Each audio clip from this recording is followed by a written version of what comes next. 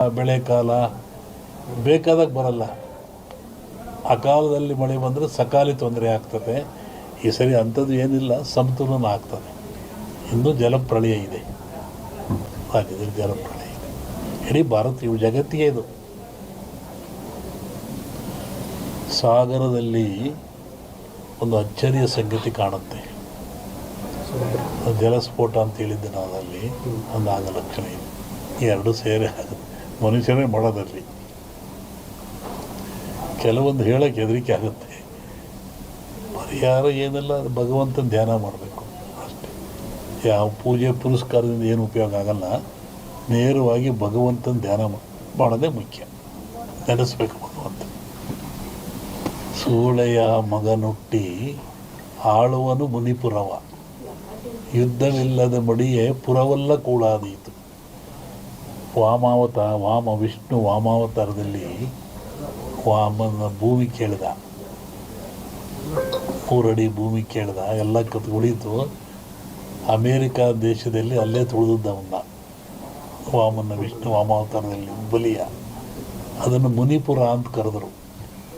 ಏನ್ಸಂಡ್ ಇಂಡಿ history ಒಳಗೆ ಅಮೇರಿಕವನ್ನು ಮುನಿಗೆ ದಾನ ಕೊಟ್ಬಿಟ್ನಲ್ಲ ಅವನು, ವಾಮನಿಗೆ ದಾನ ಕೊಟ್ಟನಲ್ಲಪ್ಪ, ಅದು ಮುನಿಪುರ ಅಂತ. ಯುದ್ಧವಿಲ್ಲದ ಮಡಿಯ ಪುರವಲ್ಲ ಕೂಡಾದೀತು ಅಂತ. ಮುನಿಪುರ ಅಂದರೆ ಅಮೇರಿಕವನ್ನು ಮುನಿಪುರ ಅಂತ ಕರೀತಾರೆ. ಅದು ಅಮೇರಿಕ ಒಂದು ದೇಶದಾಗಿಲ್ಲ, ಎಲ್ಲರೂ ಸೇರ್ಕೊಂಡ್ರದಲ್ಲಿ. ಶ್ರಾವಣದ ಮೇಲೆ ಹೇಳ್ತೀನಿ ಅದ್ರ ಬಗ್ಗೆ. ಹೇಳಿದ್ದೀನಿ, ಇನ್ನೂ ನೋಡ್ತಿರ್ಬೇಕಾರೆ.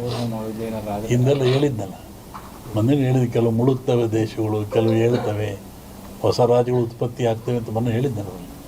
ಮತ್ತು ಮದ್ದಿಲ್ಲದ ಕಾಯಿಲೆ ಬರುತ್ತೆ, 5 ವರ್ಷ ಇರುತ್ತೆ ಕಾಯಿಲೆ. ಅದು ಮತ್ತು ಕೊರೋನಾ ಬಂತು. ಇದು ಇನ್ನೊಂದು ರೂಪವನ್ನು ತಾಳುತ್ತೆ.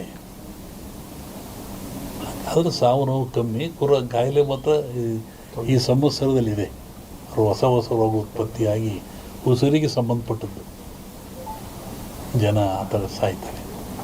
ಆ ಭೂಮಿ ಹೇಳಿದ, ಭೂಮಿ ಗುಡ್ಡ ಬಿಡಿ ಉಳ್ತವೆ ಅಂತ ಹೇಳಿದ್ದು ನಾನು. ಬೆರೆಯುತ್ತೆ, ಉಳುತ್ತವೆ. ಸಮುದ್ರ ಜಲಬಾಧೆ, ಜನ ಸಾಯ್ತಾರೆ. ಮೊನ್ನೆ ಹೇಳಿದ್ನಲ್ಲ, ಅದೆಲ್ಲ ನಡೀತಾ ಇದ್ದಾರೆ. ಇನ್ನೂ ಇದೆ ಅದು.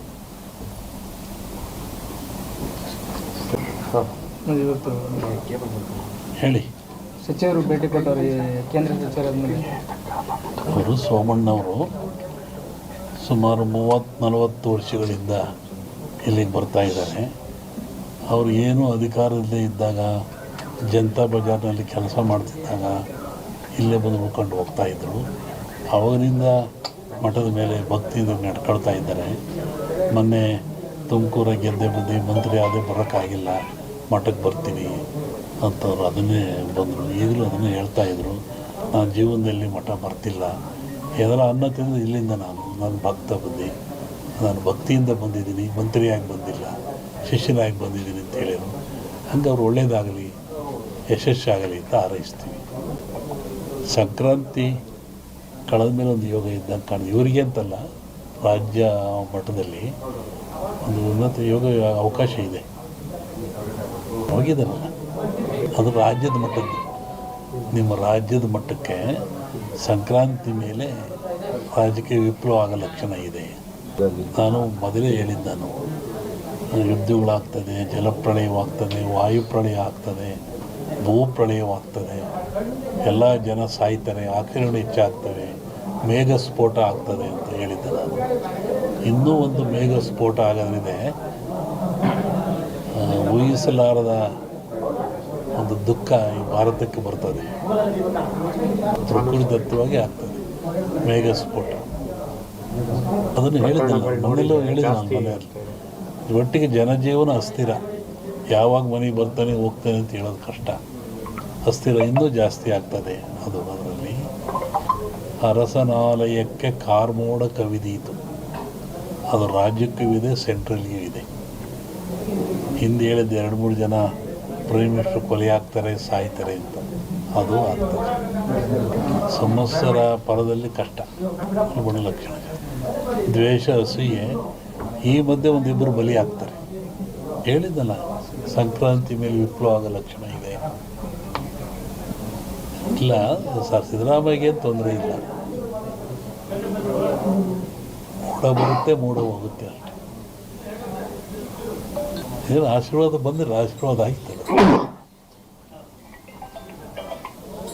ಹೇಳ್ತೀನಿ, ಜಗತ್ತಿನ ಸುದ್ದಿ ಈಗಲೂ ಇದೆ.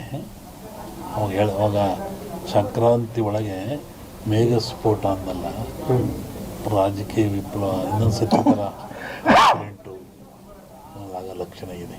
ಅದು ಹೇಳಿದೆ, ಫ್ಲೋಟ್ ಮೇಘ ವಾಯು ಫ್ಲೈಟ್ದೆಲ್ಲ ಹೇಳಿದ್ದಲ್ಲ, ಫ್ಲೈಟ್ ಬಿತ್ತು, ಜನ ಸಾಯ್ತಾರೆ, ಮರಣ ಆಗ್ತದೆ, ಜಲಪ್ರಳಯವಾಗ್ತದೆ, ಸಮುದ್ರದಲ್ಲಿ ಆಗ್ತದೆ ಎಲ್ಲ ಹೇಳಿದ್ದಲ್ಲ, ಆಗ್ತದೆ. ಇನ್ನೊಂದು ಶ್ರಾವಣದಲ್ಲಿ ಹೇಳ್ತೀನಿ, ಜನವರಿ ಒಳಗೆ ಒಂದು ದೊಡ್ಡ ಆಘಾತ ಆಗೋ ಲಕ್ಷಣ ಇದೆ ಇಂಡಿಯಾಕ್ಕೆ. ಸೂಳೆಯ ಮಗನುಟ್ಟಿ, ಇದನ್ನು ಇಟ್ಕೊಂಡಿದ್ವಿ, ಪರಿಹಾರ ಮುಂದೆ ಹೇಳ್ತೀನಿ. ಸೂಳೆಯ ಮಗನುಟ್ಟಿ ಆಳುವನು ಮುನಿಪುರವ, ಯುದ್ಧವಿಲ್ಲದ ಆಗ್ತದೆ. ಮುಂದೆ ಬೇಕಾದಾಗ ಮಳೆ ಬರಲ್ಲ. ಈಗ ಬಂದುಬಿಡಿತಲ್ಲ, ಮುಂದೆ ಒಳ್ಳೆ ಬಿತ್ತನೆ ಕಾಲ, ಬೆಳೆ ಕಾಲ, ಬೇಕಾದಾಗ ಬರಲ್ಲ. ಆ ಕಾಲದಲ್ಲಿ ಮಳೆ ಬಂದರೆ ಸಕಾಲಿ ತೊಂದರೆ ಆಗ್ತದೆ. ಈ ಸರಿ ಅಂಥದ್ದು ಏನಿಲ್ಲ, ಸಮತೋಲನ ಆಗ್ತದೆ. ಇನ್ನೂ ಜಲಪ್ರಳಯ ಇದೆ, ರಾಜ್ಯದಲ್ಲಿ ಜಲಪ್ರಳಯ ಇದೆ. ಇಡೀ ಭಾರತ, ಇವು ಜಗತ್ತಿಗೆ ಇದು. ಸಾಗರದಲ್ಲಿ ಒಂದು ಅಚ್ಚರಿಯ ಸಂಗತಿ ಕಾಣುತ್ತೆ. ಜಲಸ್ಫೋಟ ಅಂತ ಹೇಳಿದ್ದೆ ನಾನು, ಅಲ್ಲಿ ಒಂದು ಆಗ ಲಕ್ಷಣ ಇದೆ. ಈ ಎರಡು ಸೇರಿ ಆಗುತ್ತೆ, ಮನುಷ್ಯರೇ ಮಾಡೋದಲ್ಲಿ. ಕೆಲವೊಂದು ಹೇಳೋಕ್ಕೆ ಹೆದರಿಕೆ ಆಗುತ್ತೆ. ಪರಿಹಾರ ಏನೆಲ್ಲ, ಭಗವಂತನ ಧ್ಯಾನ ಮಾಡಬೇಕು ಅಷ್ಟೇ. ಯಾವ ಪೂಜೆ ಪುರಸ್ಕಾರದಿಂದ ಏನು ಉಪಯೋಗ ಆಗಲ್ಲ. ನೇರವಾಗಿ ಭಗವಂತನ ಧ್ಯಾನ ಮಾಡೋದೇ ಮುಖ್ಯ. ನೆನೆಸ್ಬೇಕು ಭಗವಂತ.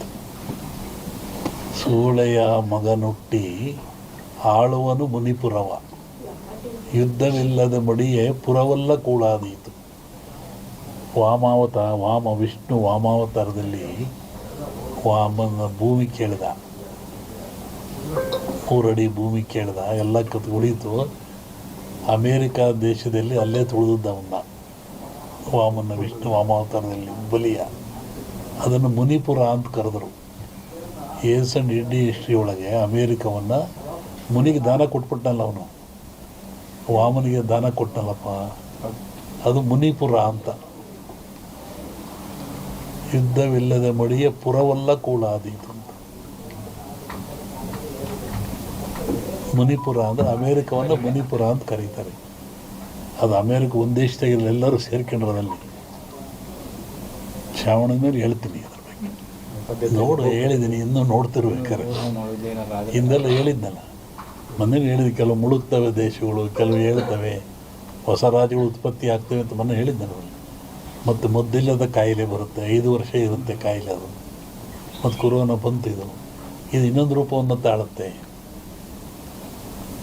ಆದರೆ ಸಾವು ನೋವು ಕಮ್ಮಿ, ಕಾಯಿಲೆ ಮಾತ್ರ ಈ ಸಂವತ್ಸರದಲ್ಲಿದೆ. ಹೊಸ ರೋಗ ಉತ್ಪತ್ತಿಯಾಗಿ ಉಸಿರಿಗೆ ಸಂಬಂಧಪಟ್ಟದ್ದು.